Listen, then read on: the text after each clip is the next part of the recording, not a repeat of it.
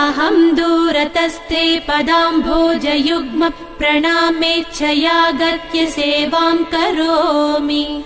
सकृत्सेवया नित्यसेवा फलं त्वं प्रयच्छ प्रयच्छ प्रभो वेङ्कटेश। अज्ञानिना मया दोषान् शेषान् विहितान् हरे। क्षमस्वत्वं क्षमस्वत्वं शेषशैलशिखामणे। अज्ञानिना मया दोषान् शेषान् विहितान् हरे। क्षमस्वत्वं क्षमस्वत्वं शेषशैलशिखामणे।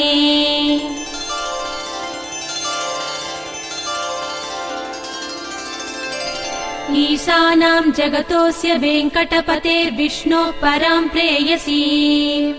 तद्वक्षस्थलनित्यवासरसिकां तत्क्षान्तिसंवर्धिनीं।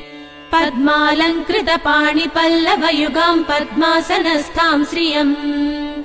वात्सल्यादिगुणोज्ज्वलां भगवतीं वन्दे जगन्मातरम्। ईशानां जगतोऽस्य वेङ्कटपतेर्विष्णोः परां प्रेयसीं। तद्वक्षस्थलनित्यवासरसिकां तत्क्षान्तिसंवर्धिनीं। पद्मालङ्कृतपाणिपल्लवयुगां पद्मासनस्थां श्रियम्।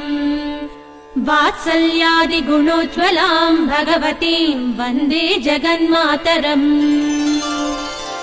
श्रीमन्कृपाजलनिधे कृत सर्वलोक सर्वज्ञ शक्तनत वत्सल सर्वशेषिन्।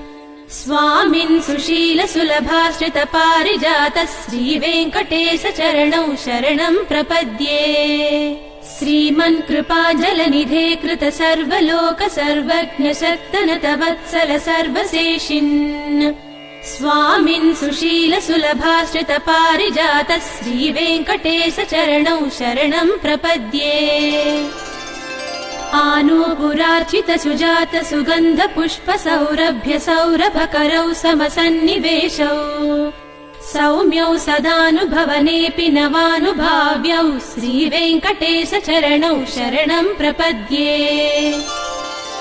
सद्यो विकासि समुदित्वर सान्द्र राग सौरभ्य निर्भर सरोरुह साम्यवार्ताम्।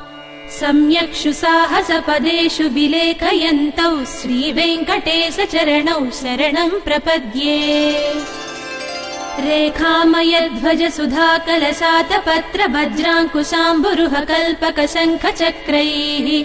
भव्यैरलङ्कृत तलौ परतत्त्वचिह्नैः श्रीवेङ्कटेश चरणौ